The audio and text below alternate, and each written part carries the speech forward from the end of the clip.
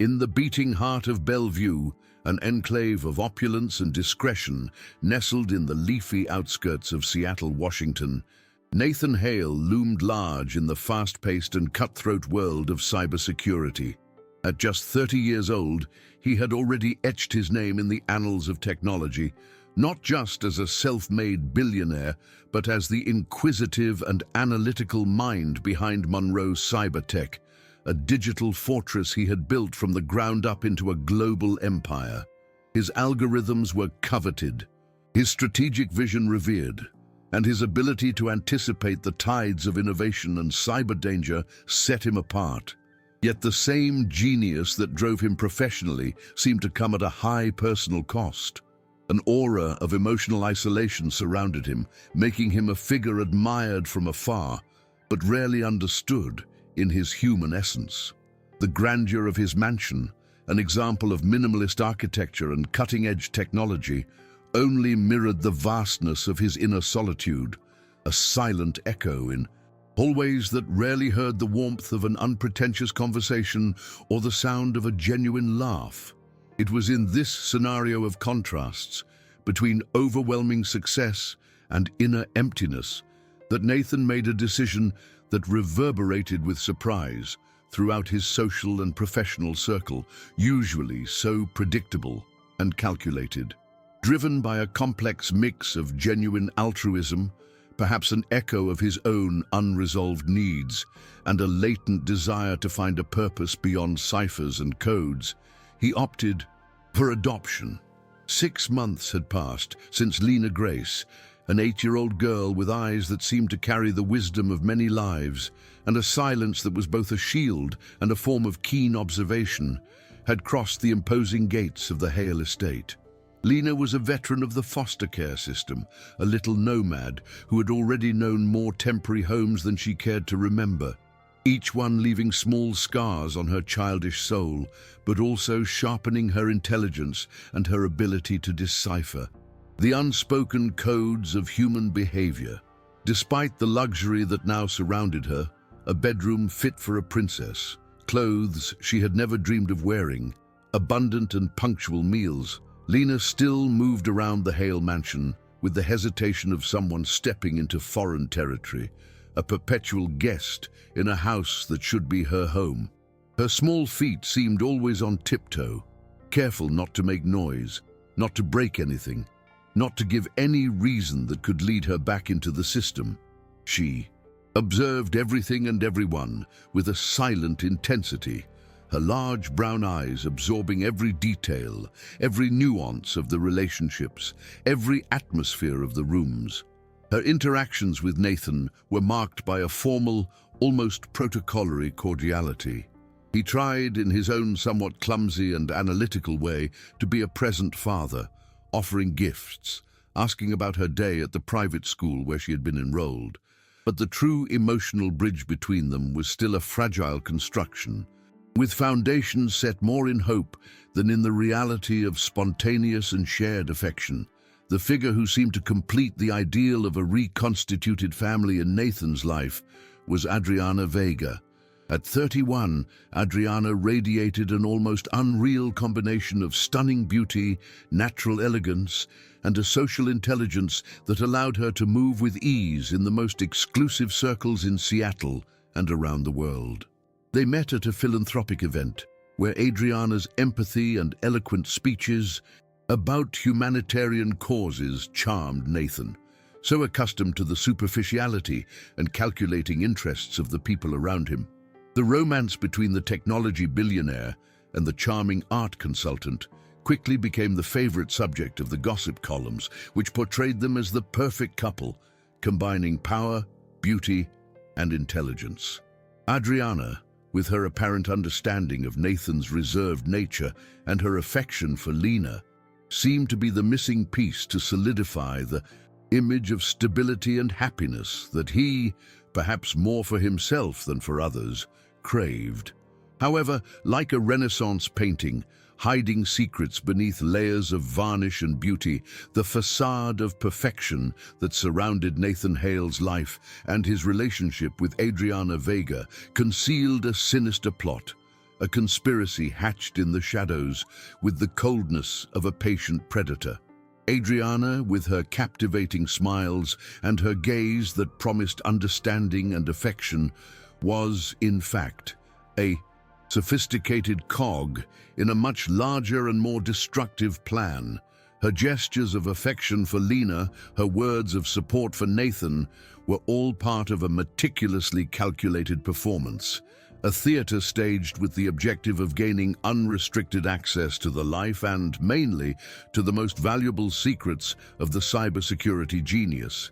And, while Nathan found himself increasingly enveloped by the apparent perfection of that woman, danger loomed, silent and lethal, ready to deliver the final blow. The first crack in that facade of normality, the first loose thread in the elaborate fabric of deception, was noticed not by Nathan's analytical gaze, nor by the experience of Margot Rivera, the housekeeper who had seen many moons in that house, but by the restless and observant eyes of Lena Grace. The girl, in her silent explorations of the mansion, had developed a mental map of every room, every object, every sound. Nathan's office, a space usually forbidden to her, held a special fascination, not because of the state-of-the-art computers or the shelves full of technical books, but because it was the epicenter of the world of the man who was now her father. On a rare occasion when the door was ajar and Nathan was absent, Lena risked a longer peek, and it was then that she noticed the anomaly, the detail that clashed with the almost obsessive order of that space. Nestled discreetly in the upper corner of a bookshelf, among thick volumes on advanced cryptography and artificial intelligence, a tiny dark spot, almost a shadow, caught Lena's attention. It wasn't dust, nor a flaw in the noble wood of the shelf. It was something deliberately placed there, seeking to camouflage itself, but not enough to escape the girl's discerning gaze. With the agility that life on the streets had taught her, and the curiosity that not even trauma could erase, Lena dragged a small stool, climbed up carefully, and stretched her thin fingers until she reached the object. It was smaller than the tip of her little finger, but when she examined it against the dim light that entered through the window, she identified the tiny lens of a camera. Her little heart jumped, a mixture of fear and a strange investigative excitement, the same one she felt when solving the more complex puzzles that Nathan had bought her. Lena knew instinctively that the camera shouldn't be there. She was familiar, even if only superficially, with the Hale Mansion's elaborate security system, with its motion, sensors, visible cameras, and access protocols. That small lens, however, was clandestine, secret. It didn't belong to the official surveillance architecture. Someone had installed it there with the purpose of spying, of observing without being seen. But who and why? The first suspicion that occurred to her was the most obvious and, at the same time, the most disturbing. Was it to watch her? Was it Nathan, still suspicious of the girl who came from a past so different from his own? Or was it something even more sinister, something related to the secrets that were surely hidden behind the walls of that office where digital fortunes were created and protected? With a maturity that went far beyond her 8 years, Lena decided not to touch the camera again, nor to reveal her discovery to anyone at that first moment. She knew that in games of power and secrets, information was the most valuable weapon, and she needed to understand the game better before making her next move. So she began to observe even more closely the behavior of the few people who had regular access to Nathan's office. Nathan himself, of course, spent hours there, immersed in his work. Margot Rivera would occasionally come in to clean or run an errand. And then there was Adriana Vega.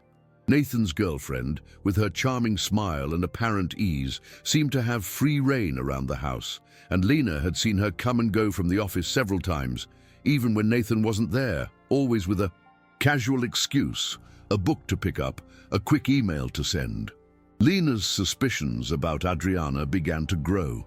She noticed that, despite all the affection Adriana showed for Nathan in public, There was a certain calculating coldness in her gaze when she thought no one was watching, and her questions about Nathan's work, previously seen as mere interest from a devoted companion, now sounded to Lena like a subtle probe, a search for specific information about Monroe Cybertech's projects. Lena also began to pay attention to the details of Adriana's routine. The long, hushed phone calls, always in more distant rooms. The casual encounters with people who did not seem to belong to Nathan's social circle.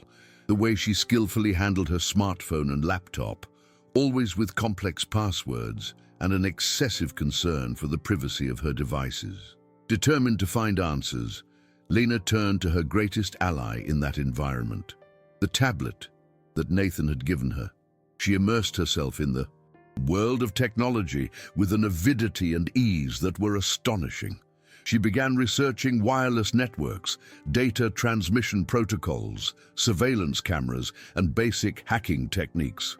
What for many adults would be a tangle of incomprehensible technical terms, for Lena's logical and intuitive mind was like a new and fascinating puzzle to be solved.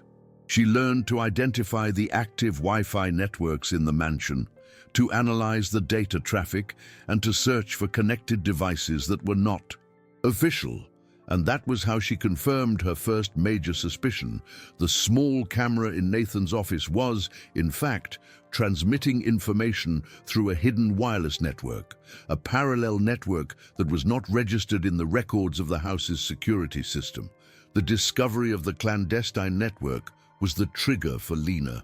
Now she had proof, albeit digital and complex to explain, that something very serious was happening right under Nathan's nose. But what to do with this information? Run and tell him? The risk of not being taken seriously, of being seen as just a fantasy child, was great. Nathan, despite his efforts, had not yet built with her that unshakable bond of trust that would allow such a bombshell revelation to be accepted without question. He was enchanted by Adriana, and the word of a recently adopted girl with a troubled past would hardly weigh more than the charm and apparent sincerity of the woman he seemed to love. Lena felt the weight of responsibility on her small shoulders. She needed an ally, someone who could understand the gravity of the situation and help her protect Nathan. Her thoughts immediately turned to Margot Rivera. The housekeeper, with her discreet posture and her soul-reading gaze, had always given her a sense of security and wisdom. Margot was the living memory of this house, the silent guardian of the Monroe family's secrets, and now Hale's. Lena felt that if there was anyone she could trust completely, it was Margot. She waited for the right moment. On an afternoon when the mansion was quieter and Adriana had gone out on one of her mysterious appointments, she found Margot in the kitchen, making a fragrant tea, and with her heart pounding but her voice steady, she began to recount her discoveries, from the hidden camera to the clandestine wireless network and her growing suspicions about Adriana Vega. Margot listened to Lena's story with an attention that went far beyond mere curiosity. Her usually serene expression became progressively darker as the girl explained her evidence and her fears. Contrary to what Lena feared, Margot did not doubt her words, not for an instant. There was an irrefutable intelligence and logic in the way Lena connected the dots, a maturity in her analysis of the facts that transcended her young age. Furthermore, Margot confessed that she also harbored her own reservations about Adriana. "That girl is like a hothouse orchid, Lena," said the housekeeper with her folksy wisdom. "Pretty to look at, but without real roots. I'd also noticed her excessive interest in Mr. Nathan's papers and the way she always seems to be playing a role." Margot's intuition and Lena's technological intelligence combined to form an unlikely but surprisingly effective investigative duo. They decided they needed more evidence, something that was indisputable, before confronting Nathan. Using her freedom of movement around the house and her ability to be nearly invisible, Margot began to Observe Adriana even more closely, noting her schedule, her suspicious phone calls, any detail that might corroborate Lena's findings. She remembered an old saying of her grandmother's, "When the fox is in the henhouse, he doesn't sing, he sniffs." And Adriana Vega, with all her elegance, seemed to be sniffing out something very valuable in Nathan Hale's life and business. The housekeeper felt a chill just thinking about the possible consequences of this infiltration. While Margot was gathering information in the physical world, Lena was stepping up her investigation in the digital universe.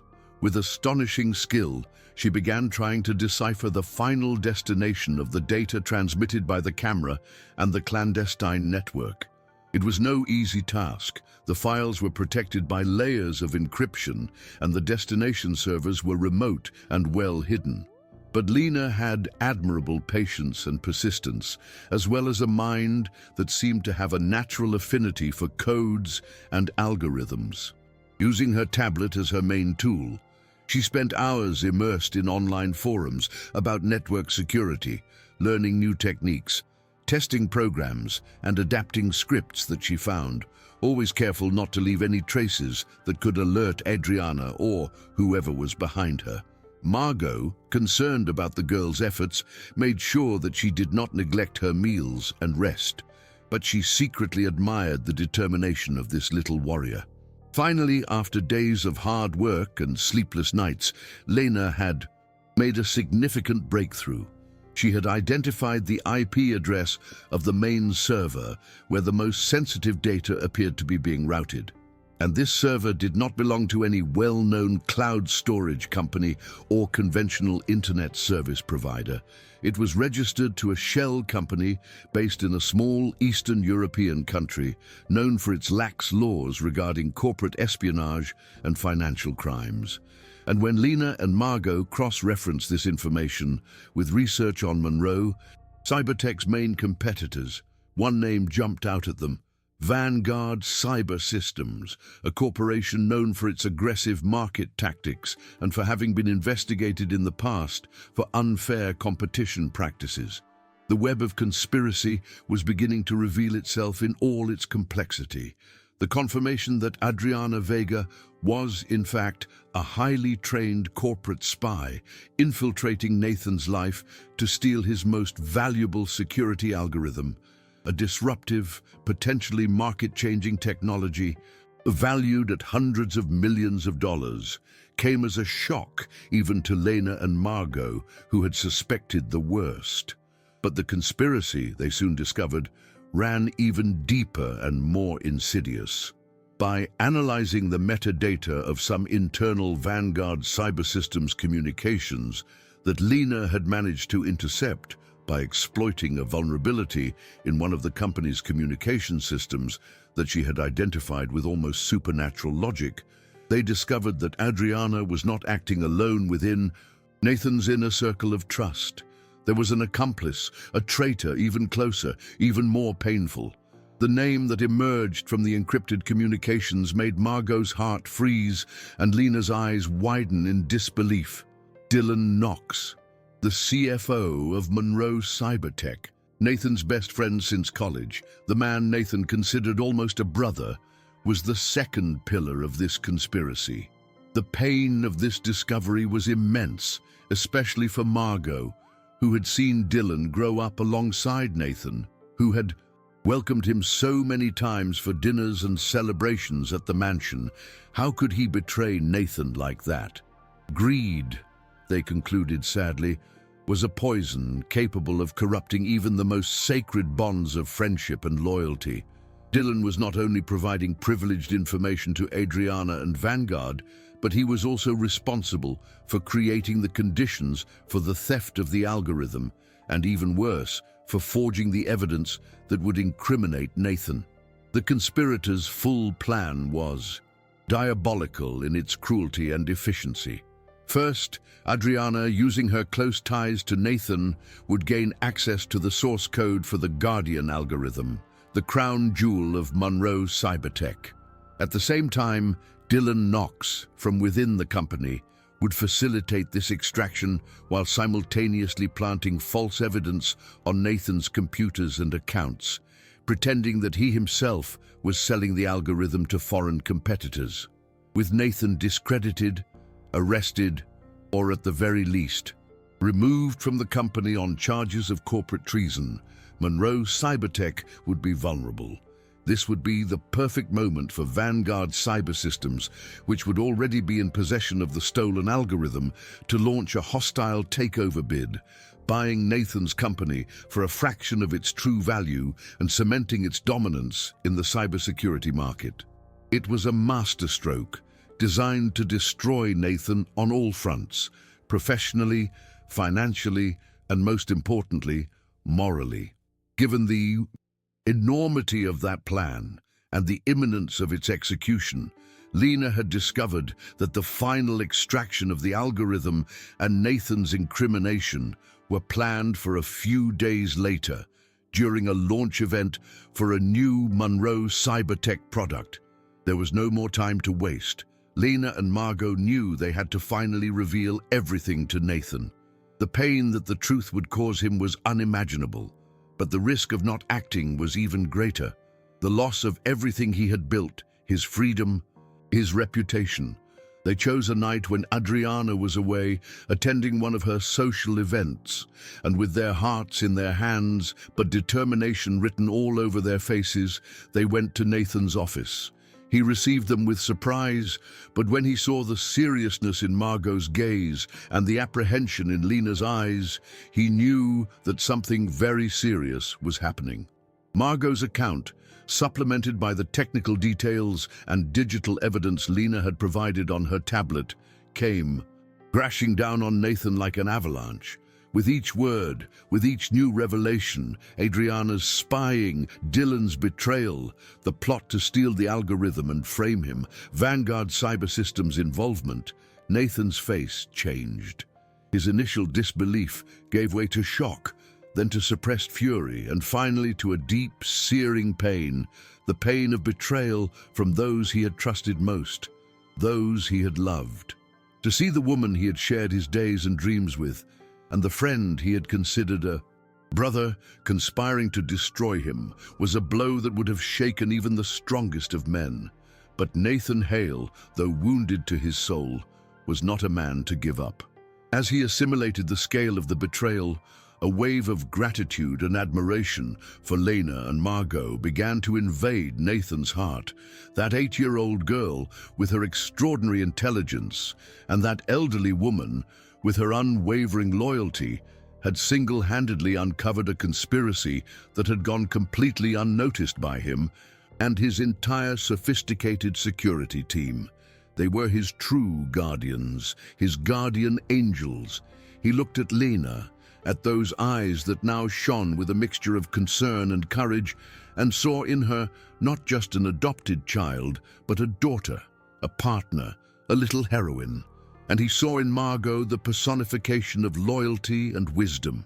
In that moment, amid the pain of betrayal, a new, even stronger bond was formed between those three very different beings, united by danger and the need to fight for truth and justice. Sadness and anger gave way to a cold, calculating determination in Nathan. He would not let Adriana and Dylan get away with it. He would not let them destroy his life's work and his reputation. And most of all, he would not let this traumatic experience tarnish Lena's purity and trust. "They will not win," Nathan said, his voice firm, breaking the tense silence that had settled over the office. "We will not allow it. We will catch them. We will expose them. And we will do it together." At that moment, the most unlikely of counterintelligence teams was officially formed. The tech billionaire, the girl genius, and the brave-hearted housekeeper. The counterattack plan began to be drawn up right there that night, with the same precision and intelligence that Nathan used to create his security algorithms, but now with a new ingredient, the power of affection and loyalty. Nathan, Lena, and Margot's plan was audacious and complex, worthy of a spy movie. They needed to act quickly, because the launch date of Monroe Cybertech's new product, the date chosen by Adriana and Dylan for the final coup, was approaching dangerously. The first step was to ensure that Adriana and Dylan continued to believe that Nathan was completely unaware of the conspiracy. This would require superhuman self-control from Nathan, a capacity for impersonation that he did not know he possessed. He would need to continue interacting with Adriana as if nothing had happened, maintaining a facade of the doting fiancé while secretly setting the trap for her. With Dylan, the task would be equally difficult, as he would need to maintain the appearance of friendship and trust during meetings at the company. Lena and Margot would be his eyes and ears, monitoring the traitor's every move and ensuring that communication between the counterintelligence team was secure and undetectable. While Nathan devoted himself to the difficult art of deception, Lena, with the help of some of Monroe, Cybertech's most loyal and discreet engineers, whom Nathan had contacted in secret after a rigorous process of vetting their trustworthiness, began to prepare the digital infrastructure for the trap. They created perfect copies of the servers that contained the Guardian algorithm, but these copies were, in fact, decoys, honeypots, filled with false data and tracking systems that would record every attempt to access and extract it. The clandestine network used by Adriana was also subtly compromised by Lena, allowing them to not only monitor her communications, but also control the flow of information she sent and received. It was a game of digital mirrors, where reality and fiction blended, confusing the spies and leading them straight to the center of the web. Margot Rivera, with her usual calm and discretion, played a crucial role in the logistics of the operation. She was the one who ensured the physical security of the secret meetings between Nathan and his trusted engineers, who created the necessary distractions so that Lena could work on her projects without attracting Adriana's attention, and who managed the flow of information between the team members using old-fashioned communication methods such as notes and passwords to avoid any risk of digital interception by the conspirators. Her life experience and her in-depth knowledge of the mansion's routine and its inhabitants were invaluable. She was the silent guardian of this operation, the rock that kept the team united and focused, even in the moments of greatest tension and uncertainty. The days leading up to the launch event were filled with growing tension. Nathan felt the weight of the double life he was leading, the emotional exhaustion of having to smile at those who betrayed him, of having to pretend to be normal while his world was about to collapse or be saved by a thread. Lena, despite her young age, demonstrated admirable concentration and resilience, but fatigue was also beginning to weigh on her small shoulders. Margot supported them as best she could, with words of encouragement, with a hot tea, with the simple, reassuring presence of someone who had weathered many storms in life. They knew they could not fail. The future of Monroe Cybertech, Nathan's reputation, and in a way the safety and peace of that new family that was beginning to form, all depended on the success of this operation. Finally, the night of Monroe Cybertech's new software launch event arrived. It was the perfect stage for Adriana and Dylan's final plan to be executed, and for Nathan, Lena, and Margot to be set up. The venue, a state-of-the-art convention center in Seattle, was packed with journalists, investors, customers, and big names in the tech industry. Nathan took the stage to present the new product, his speech flawless, his posture confident as always. No one could have imagined the storm that was stirring inside him. Adriana watched from the front row, a proud smile on her face, as she secretly gave the signal for her systems to begin the final extraction of the Guardian algorithm from Monroe Cybertech's servers, which she believed were vulnerable during the event. Dylan Knox, behind the scenes, prepared for his part in the plan, planting the fake evidence in Nathan's office at the company.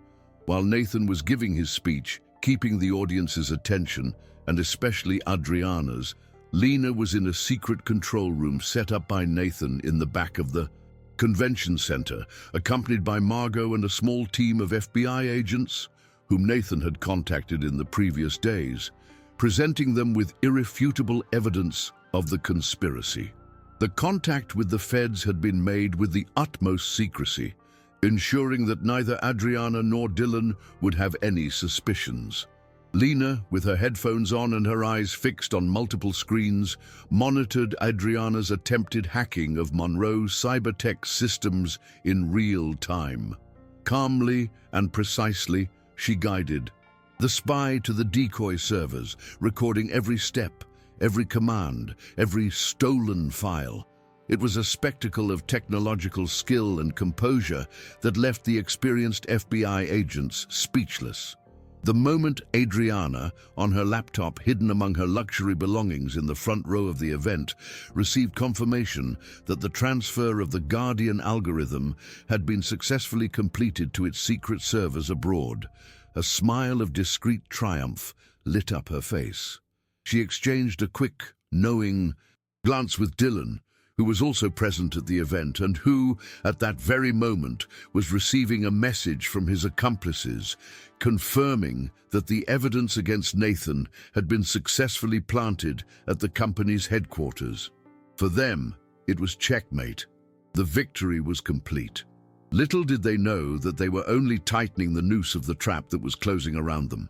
As soon as Nathan concluded his speech, to the audience's warm applause, he stepped off the stage and walked directly toward Adriana.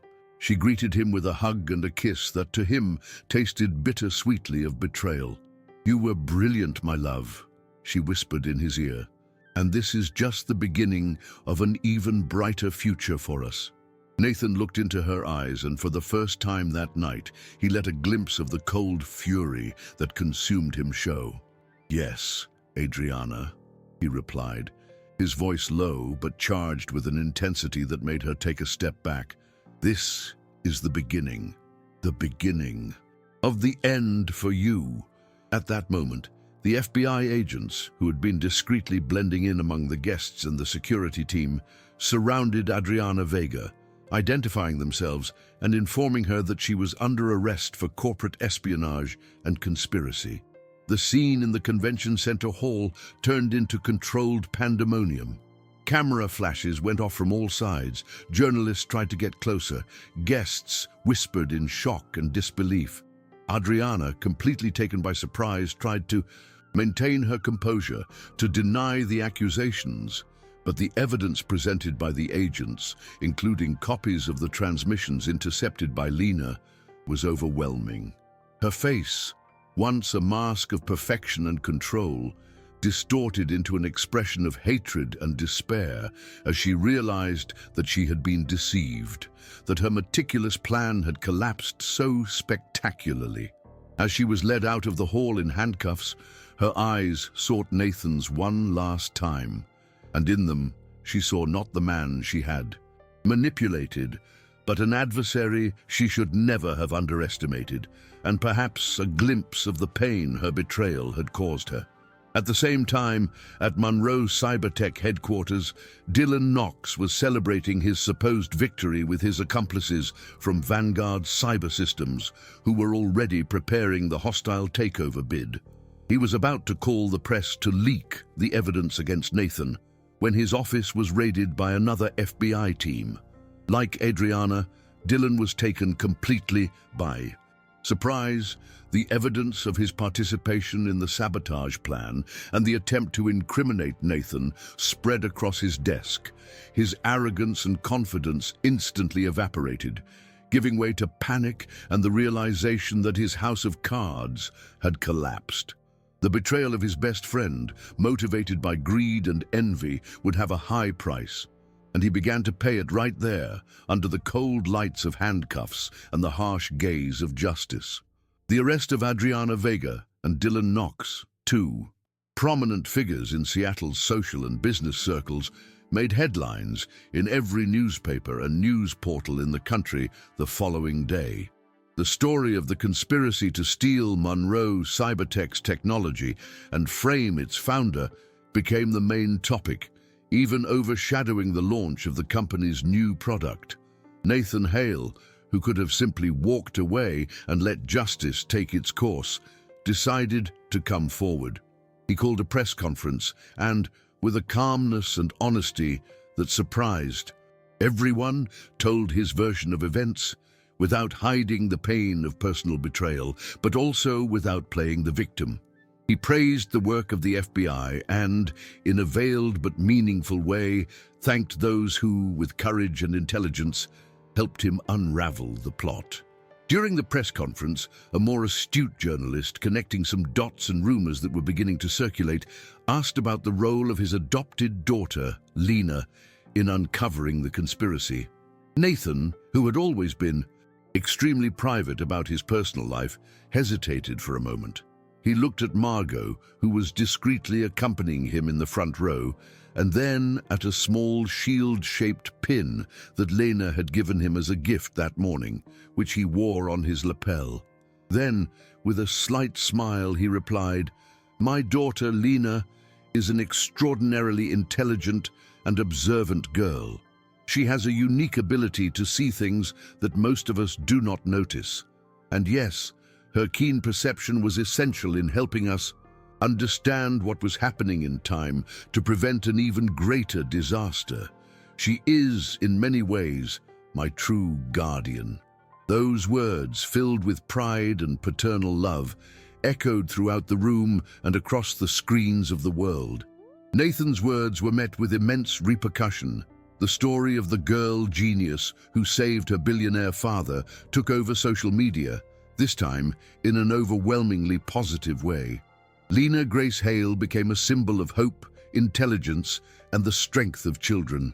And the recognition of her talent was not limited to praise. Engineers at Monroe Cybertech, fascinated by Nathan's description of the intuitive methods Lena had used to detect the camera and track the data, worked with her to transform those ideas into a real product. Thus was born Lena's Shield, a compact and easy-to-use device capable of scanning environments and detecting the presence of hidden spying devices. The patent for the invention was registered in Lena's name, making her, at the age of 8, the youngest inventor to hold a patent in digital security technology in the history of the country. The success of Lena's Shield was overwhelming, both in the domestic and corporate markets. But for Nathan, the greatest victory was not commercial. It was seeing the sparkle in Lena's eyes, the recognition of her potential, the transformation of a girl who had arrived at his home shy and suspicious into a young inventor who inspired millions. He realized that his journey as a father was just beginning, and that adopting Lena was not just an act of giving, but mainly of receiving. Receiving love, receiving a new perspective on life, receiving the chance to become a better human being. And it was with this spirit that he made another decision that surprised the business world. He decided to step down from the leadership of Monroe Cybertech to dedicate himself to a new project. A project that reflected his new priorities and the values he had learned from his daughter. Thus, with the same energy and strategic vision that he had dedicated to building his technology empire, Nathan Hale created the Lena Foundation. The name was a direct tribute to the girl who had redefined his world and shown him the true meaning of the word legacy. The foundation's main mission would be to act on 3 crucial fronts, all born from the traumatic but transformative experience that they had lived through. The first front would be to offer support and advice to victims of emotional and corporate fraud, helping people who, like him, had had their trust and dreams shattered by betrayal. It was a way of transforming his personal pain into a tool of support for others who went through similar situations, showing that it was possible to get back on their feet and find justice. The second pillar of the Lena Foundation would be to promote cybersecurity education for the general public, with a special focus on protecting children and families from the dangers of the digital world. Inspired by Lena's invention and her innate ability to understand the vulnerabilities of systems, the foundation would develop educational programs, workshops, and learning materials to empower people to navigate the internet more safely and consciously. Nathan wanted Lena's shield to be more than a product. He wanted it to be the symbol of a new culture of digital privacy and security, accessible to everyone, not just techies or large corporations. It was a way to democratize protection in an increasingly connected and sometimes dangerous world. Third, and dearest to Nathan and Lena's hearts, would be a scholarship and mentorship program for children and teens in the foster care system who demonstrated exceptional talent in areas such as science, technology, engineering, arts, and mathematics, STEAM. They knew from experience that the system often failed to identify and nurture such talent, and they wanted to create opportunities for other Lenas to flourish and achieve their dreams, regardless of their background or the challenges they faced as children. The foundation would actively seek out these young talents, offering not only financial support, but also psycho-educational counseling, access to networks, and most importantly, a caring and nurturing environment where they could fully develop their abilities. Margot Rivera, who had originally thought of enjoying a well-deserved retirement after so many years of dedication to the Monroe and Hale families, found a new and exciting purpose in the Lena Foundation. Her life wisdom, natural empathy, and organizational skills made her a key player in structuring the shelter programs and in reaching out to the families and children who benefited. She became the grandmother of the foundation, a caring and steady presence who brought security and hope to everyone who passed through. For Margot, seeing Nathan transform into a devoted father and committed philanthropist, and witnessing Lena blossom into a brilliant and inspiring young woman was the greatest reward for her years of loyalty and quiet work. Lena Grace Hale, while continuing her studies and her own explorations in the world of technology, became the natural ambassador for the foundation that bore her name. Her personal story, told with the simplicity and honesty that characterized her, inspired children and adults across the country. She participated in events, visited schools, and spoke to young people in the foster care system, showing them that it was possible to dream big and that knowledge and curiosity were the keys to opening any door. She never lost her observant essence and her quiet way of being, but she learned to use her voice to defend the causes she believed in, becoming an example of how intelligence and sensitivity can go hand in building a better future. The relationship between Nathan and Lena grew deeper and stronger over the years, becoming an example of parental and filial love, built on the foundations of mutual respect, admiration, and a bond forged through trials. He learned from her the importance of listening, vulnerability, and joy in the little things. She found in him the father figure she had never had, a safe haven of unconditional love and constant encouragement. Together, they proved that a family is not defined by blood ties, but by the bonds of affection that one chooses to cultivate. And the Hale Mansion, once a cold and lonely palace, became a vibrant home, full of laughter, projects, and the certainty that, together, they were capable of facing any challenge and transforming any adversity into learning and growth. The news that Adriana Vega and Dylan Knox had been sentenced to long prison terms for their crimes brought a formal closure to the darkest chapter of Nathan's life. But true justice for him lay not in the punishment of the guilty, but in his own ability to rise up, to forgive, though not forget, and to transform that painful experience into something positive and constructive through the Lena Foundation. He knew that the scars of betrayal would remain, but they no longer defined him. What defined him now was his love for his daughter, the purpose of his foundation, and the serenity of a man who had found his true place in the world, not at the top of a financial empire, but at the heart of a family built on the foundations of truth and resilience. Years passed, and the Lena Foundation became an internationally renowned institution, a beacon of hope for countless children and families. Cybersecurity programs became popular. Lena's Shield evolved with new technologies, and dozens of young talents, previously invisible to the system, had their lives transformed by scholarships and development opportunities. Nathan Hale, now in his 40s, was a visibly lighter, more smiling man whose presence inspired respect not for his financial power, but for his integrity and dedication to humanitarian causes.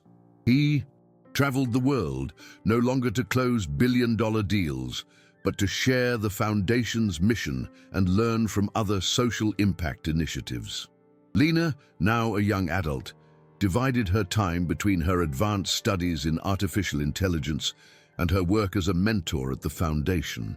Her passion for technology remained a driving force in her life, but it was now inextricably linked to her desire to use it for good, to create solutions that could protect the vulnerable and empower the marginalized. She became a sought-after speaker, not only for her inspiring life story, but for her clear-eyed and innovative vision for the future of technology and its impact on society. And with every achievement, with every new project, she carried with her the memory of the silent girl who one day found a hidden camera and in doing so changed the course of her own destiny and that of countless others. Margot Rivera, enjoying an active old age surrounded by the affection of Nathan, Lena, and all the children at the Foundation, continued to be the wise and discreet matriarch of this unconventional family. Her stories and advice were shared treasures, and her mere presence conveyed a sense of continuity and belonging. She had seen Nathan transform from an ambitious, lonely young man into a full and generous man, and she had watched Lena every step of the way from the frightened newcomer to the brilliant, compassionate young woman she had become.